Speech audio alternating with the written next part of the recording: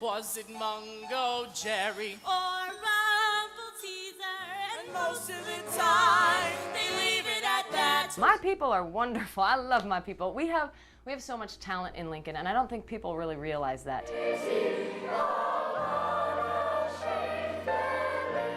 And as to why you need to come out and see this musical? Because we're just as good as Broadway. I have the most talented cast I've ever put together in one group. I've got fantastic singers and wonderful dancers. I've got the best costuming and makeup and music direction by John Getchy, and it's a wonderful show. And when they're on top of the game, and we could take it on the road right now. There are many reasons why this is one of the most popular musicals in theater history. I think it's the magic of the costumes, the magic of the choreography and the movements, seeing people act like cats, and the music is catchy, and it's fun, and it's just a great story. With 50 cast members, this is believed to be the biggest production in the 57-year history of the Pinewood Bowl. That's all you can say. It's just a giant show. I'm Lance Schwartz, 1011 News.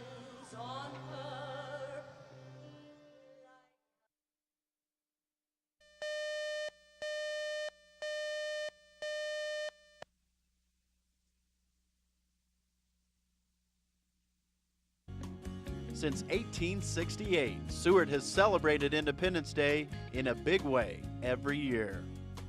We're a family-oriented, fun-filled event that hosts over 100 activities and events throughout the day. Most, if not all, of the events are free and open to the public, and it's our claim to fame. Hoping to find its way into the claim to fame this year is a new event. It's the Blue River Music Festival, and it'll be taking place on Tuesday from 12:30 in the afternoon till 9:30 at night.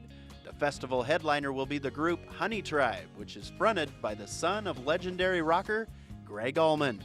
Organizers hope that the music festival will become an annual event. Not only for something more to do on the 4th of July, but also maybe draw a different crowd who doesn't come to Seward on the 4th of July, who will realize that Seward's a great place to be on the 4th, not only for the music festival, but all the other goings-ons and festivities that'll be going on that day. So if you're going to spend the 4th of July and want to really celebrate it in Nebraska, you should be here. In Seward, I'm Lance Schwartz, 1011 News.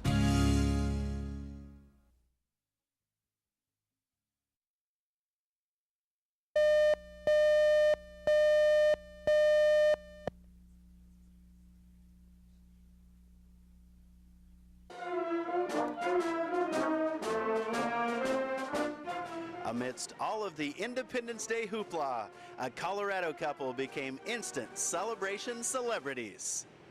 We went to our campground and invited the first tourist family with an out-of-state license. The lucky tourists are Chris and Teresa Smith of Evans, Colorado.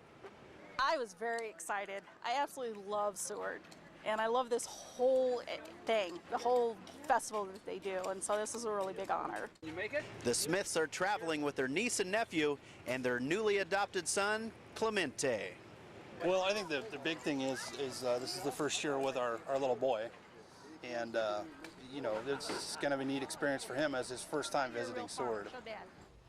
Show Dad your hands. You're a real farmer now. And what a visit it is. The tourist family is treated like royalty.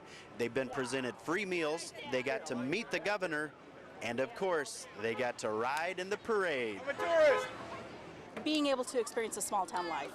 I'm glad my son is here to experience it with us for the first time, and just you know, be able to be a part of the family. So much a part of the family that, You know, we might move here.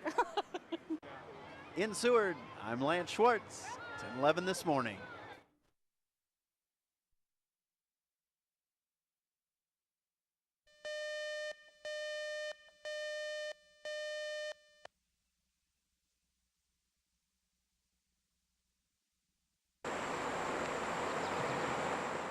Normally, Salt Creek is quite scenic, but this past weekend, it turned ugly. Thousands of dead fish littered the waterway and upset the neighbors.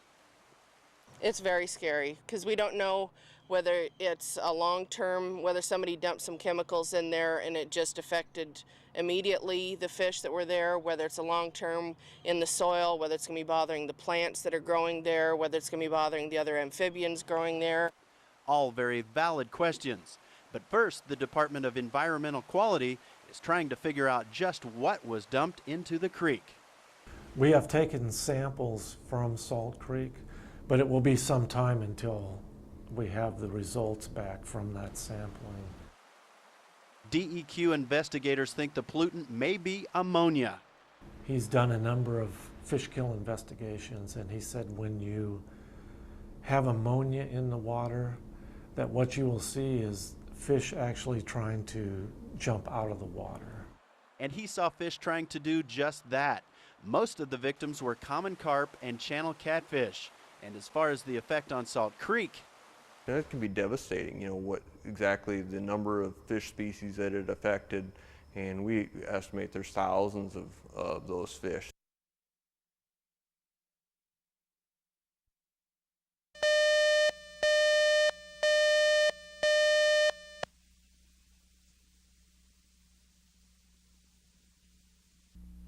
Coach Savani said, well, if Coach Osborne thinks it's a good idea, we'll give it a try, but if anybody gets slower, you're fired. I wasn't even hired yet. And thus began an amazing career. Epley began back in the dark ages of strength training. Well, no one in the country had a strength coach at that time. We found out later on that I was the first paid strength coach in history. Epley got into weightlifting in the late 60s during his career as a Husker pole vaulter. There's no way I could imagine that strength training would catch on like it did and impact basically every school in the nation. Where you put the bar, if you put the bar up here, it's for squats. But Epley credits much of his success to Coach Osborne and his run-based philosophy. He believed in running and a physical game. Had I been at BYU or somewhere where they threw the ball every single play, the strength program would not have had as much impact. So it was really being in the right place at the right time for me. When asked how he would like to be remembered, his answer was simple. I'd say he got it done. I'm Lance Schwartz, 1011 Sports.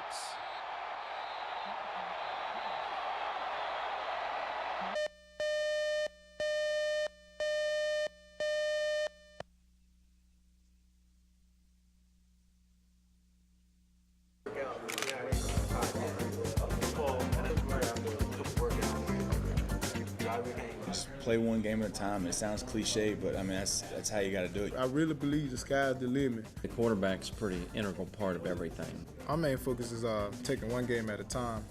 Recruiting is the way you turn a program around. We want to win every game. You know, every year is a different year. I like the talent of our team. We're just gonna take it week by week, and we're gonna try to get it done. Because we just got to go out and play football, and we just got to, win. We've been working really hard, and we're looking forward to playing. Obviously, you get you guys finally went to a bowl game. Your mama pat you on the back. You want to go to a bowl. Understand who you are and where you're at. We don't have time for a transition year. There's,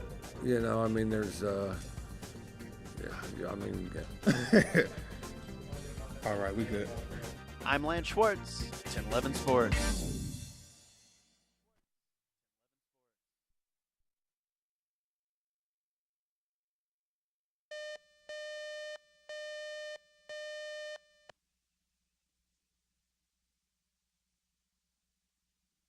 If you're happy and you know it, and you really want to show it, if you're happy and you know it, clap your hands. There's definitely no shortage of love around the Butella household. I'm gonna tickle you, little Sam. But there was a shortage of playground equipment. Those are the sounds of a dream being realized. 4-year-old Sam Butella is what doctors call deaf-blind. And because he is dual sensory impaired, young Sam may not be fully aware of what's taking place. But the construction of this backyard playground means a lot to his family. It'll be fantastic. I'm so excited to see him, interacting with his sister on his play set, as well as having other kids come over to our house to get to know him a little bit better. It'll be wonderful, and it'll be lifelong for him. Sam is obviously going to enjoy this play set right away. But what his parents are most thrilled with are the developmental opportunities down the road. Some of the things on the play structure will be very challenging for him, but that's okay. As we have found, when we challenge him, it gets him better. Oh boy, oh, hard work, isn't it? Okay, hold the rope. Is it really steep? I'm glad that we're going to have a swing set, then Sam can play on it and he'll have fun on it. Chances are good Sam will grow to love his new backyard adventure. And there's an even better chance the neighbor kids already do. This is the best swing set ever! When we see the Make-A-Wish people around Lincoln or the state, that we'll always remember what they've done for us. I'm Lance Schwartz, 1011 News.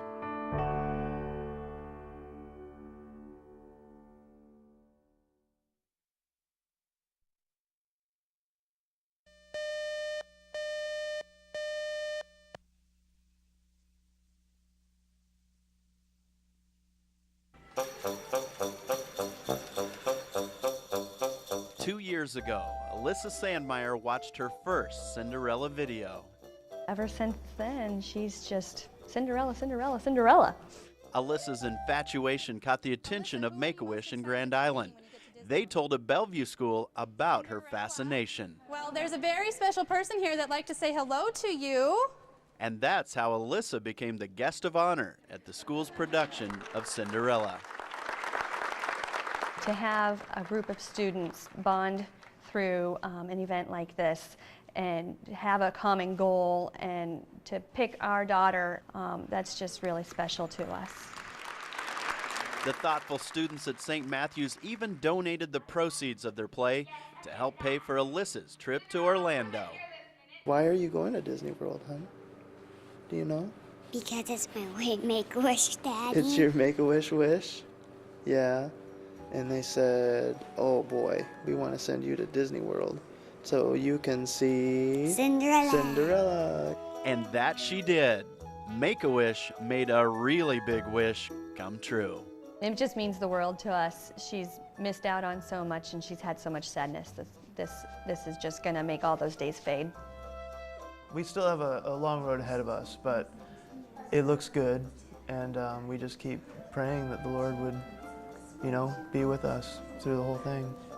Doctors say Alyssa's cancer is in remission and the prognosis is good. Something else for this little princess to smile about.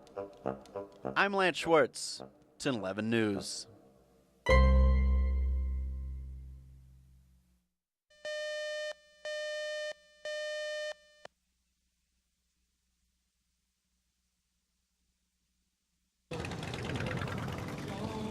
It was the first annual Wheels for Wishes poker run. And over 300 bikers helped put the wheels in motion. It's exciting. If you've experienced what Make-A-Wish does for you, that's why I want to do something back for them. A very grateful Stephen and Betty Kuhar are giving back because 11 years ago, Make-A-Wish sent their daughter Allison to Disney World. Stephen and I have been looking for ways every year that we can do something special for those kids like they did for Allison. And that's what's really important to us, is to see these other kids get their wish granted, no matter what it is. After stops in Grand Island, Waco, Dorchester, and McCool Junction, bikers met at Lincoln Drywall for the celebration. It was so special to me, and I was given that chance, and I think it's very important to give other people that chance as well. And that person this time was Jarrett Ratliff of Scotts Bluff. This amazing event raised over $5,000 that were used to send Jarrett to a NASCAR race in Chicago to meet his hero, Dale Earnhardt Jr.